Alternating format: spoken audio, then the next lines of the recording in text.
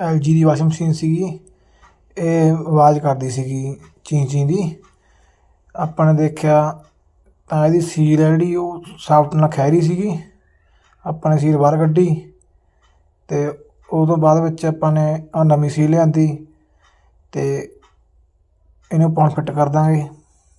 Fit ਕਰਨ ਤੋਂ ਬਾਅਦ 'ਚ ਦੇਖੋ ਮਸ਼ੀਨ ਚੱਲਦੀ ਹੈ, ਬਿਲਕੁਲ ਓਕੇ ਹੋ ਗਈ। ਧੰਨਵਾਦ ਜੀ।